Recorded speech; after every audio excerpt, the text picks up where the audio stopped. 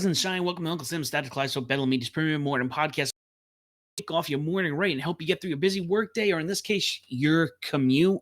Guys, this Friday, before we begin, do not forget to hit that like button, leave a comment, share this show with your friends. For this weekend, I was having issues figuring out what I really wanted to talk about. I have a lot going on. Wednesday, I do apologize. Had nothing for Wednesday's show. I thought we were going to have the Nintendo Direct. I was going to be able to talk about that. When I looked at what we were getting, how do I word this? When I was looking at the Direct itself, there really wasn't anything I felt worth talking about that I liked. That's the thing. I'm talking about things that I saw. I didn't go and watch it. The only thing I do know, and I will watch it at some point, the thing I know that I really was excited for was the classic Battlefront games coming. We are getting those on the Switch, the PS5, the Xbox, the PC.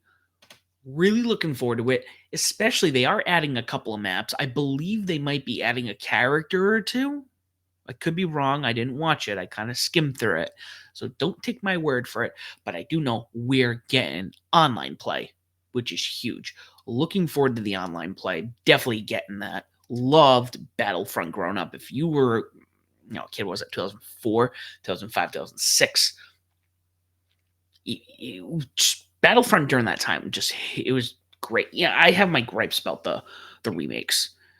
Just DLC cash grabs. That's all it was. And I don't think maybe they played great. Actually, yeah, it didn't play bad. It just I paid $60 and on day one I had 2 maps and no campaign on the first one.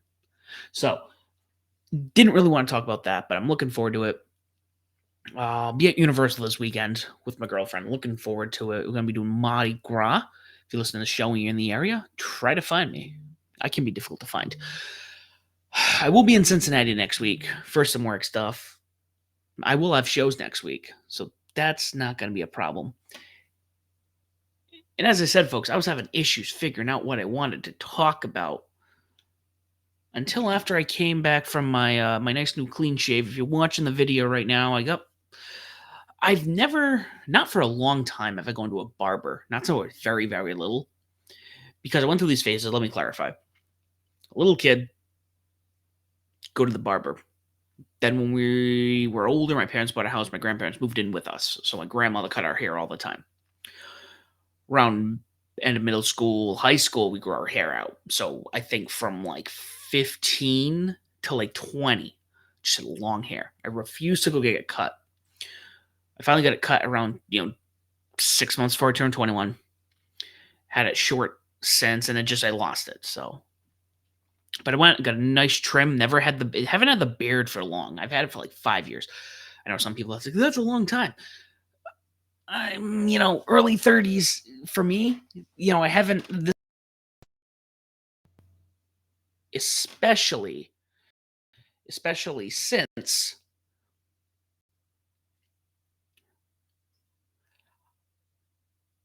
how do I word this? Again, I've only had it for 5 years. So for me, it's relatively new, especially trying to grow it out. I've kind of always trimmed it, but my goal this year, and yeah, it is cleaned up a little bit, looks pretty good. But my goal this year is to kind of like grow it out, see how long I can get it. I got my brother's wedding. I have some other things going on. My girlfriend's, 30th. Just trying to let it grow, see what happens. However, the thing I really wanted to talk about today to you guys, and I totally missed this. I follow a lot of stuff in regards to SpaceX, in regards to like the flights, going back to the moon, in regard to going, anything space related, Mars, Elon Musk, all of it. Because space, and I know it's very cliche, it's the final frontier. We could have this very ethical argument about, we should be worried about our planet, not going into space. I think there's technological advancements that we benefit from space exploration that benefit us here on Earth. But I found out today, and if you guys don't know, this is going to be hopefully exciting for you as well. We have had the first lunar landing, since I think like 1974, 75, almost 50 years, if not 50 years. No people. It was this model called the Odysseus. And I'm gonna just like cheat, and I'm gonna go through Wikipedia quickly. Nova Sea, and it's not gonna show me it. All right, let's see. Odysseus, yeah. So the Odysseus landed today. It's a lunar lander. I think.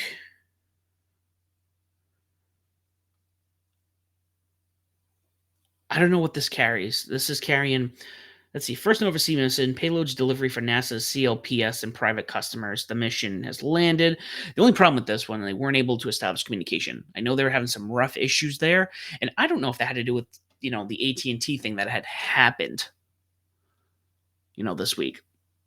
I don't know if they had, if that had any part in it. I don't know if there was like, again, something else I kind of didn't pay attention to. I was working. There were things going on. I had friends, I had family, I have other people who were on AT&T that had this issue. I don't know if, they were saying it could have been solar flare or, a cyber attack, whatever. It was AT&T. I don't think they're going after AT&T. I think they'd be going after Verizon if they were doing that. No offense to anyone who doesn't have Verizon. So they were having issues establishing it, but I think this is... So the CLPS, NASA program, the hire company says, and small robotic landers and rovers to the moon's south polar region. So this is going to start sending stuff to the moon. And I know what you're thinking. Who cares? This is exciting. It's been 50 years, and it just means we're that much closer to going back to the moon. That, I don't think, is a small feat. I think that's something I'm looking right now at, because we're sending modulars, lunar landers, a bunch of different stuff over the next couple of years. I know, and I'm looking, I think it's 28. No, 29. It's been moved to 29. So in 2029, 5 years from now, 60 years since the initial moon landing, we're supposed to be sending people back to the moon, which can probably, it's going to start a whole new space race. Yes, we're sending tech there, which is nice, and with lunar landers, and the space station by that point would be 30 years old. The ISS.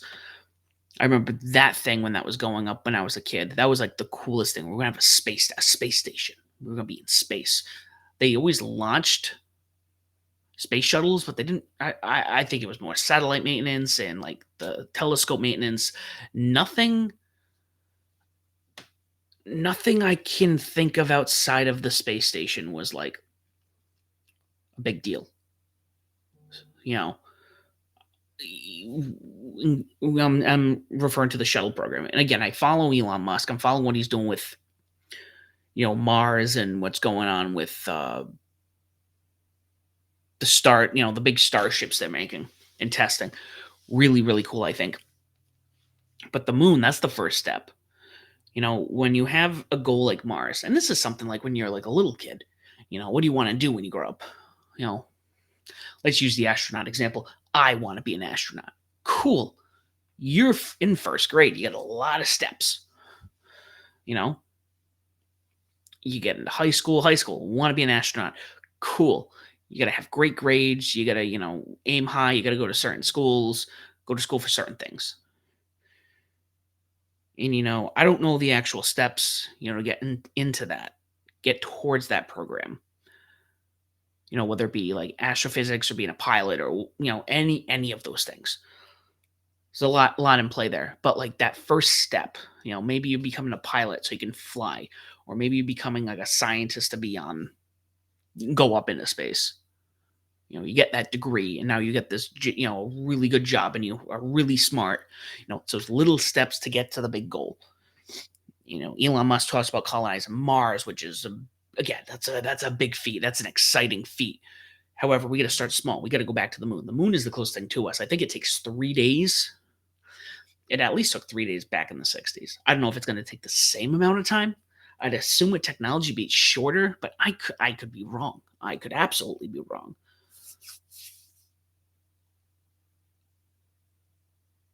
I see us going through a second space race. I see things changing in a way we haven't seen in a while. Yes, from when I was little, you know, tech tech didn't really get out of like, tech grew. We went from having, you know, VHS players, tapes, CDs. Then we went to, we had USB drives and we had iPods and we had like digital and we had the cloud and, memory got smaller. The whole Morris thing with the capacitors getting smaller and smaller and smaller and smaller. And that's great. And I think it's helped us a lot. But I think doing this space kind of stuff is going to do things that we haven't been able to do before because we've been focused on our like computer tech. There's a lot of things like space radiation. And again, I'm just talking like top level. I'm no expert, but I follow it. Space radiation, being able to travel far distances really quickly, you know, make it efficient equipment. That's the kind of stuff that I think this will benefit from. Even living out there, I know one of the things with the ISS is, the effect of the body being in space. Having to take care of yourself and actually be active all the time. You had to be active all the time. Sorry, my cat's all over the place right now. Had to be active because I forgot what it did with their like bones, their bone structure or density. It like weakened it, I think. I think one of the Kelly brothers came down and he was a little rough. A little rough coming back because he was up there for a while. So I think there could be benefits. No, sorry.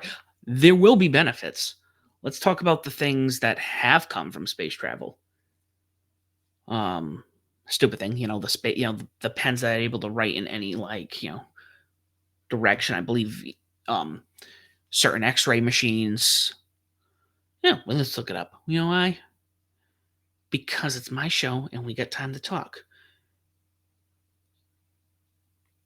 Inventions from space travel, space exploration. That's the word, not travel. All right, this is from NASA, by the way. I'm pulling this article up from 2016 from NASA. And it's a JPEG image that I can't really see. Camera phones, scratch resistant lenses, CAT scanners, LEDs, landmine removal, athletic shoes, fall blank. And that kind of gives you a little description. Headphones, artificial limbs, computer mice, portable computers, baby formula, things that you have to design probably to withstand space, to be able to travel. So a lot there. And I think we can do it again. I think maybe you'll see the tech slow down. Maybe, the phones will, I'll use the phones because that's the device we have. That's the thing. Phones and laptops, I think they might hit a max, but I think space exploration is going to expand what we can do in regards to energy, in regards to travel.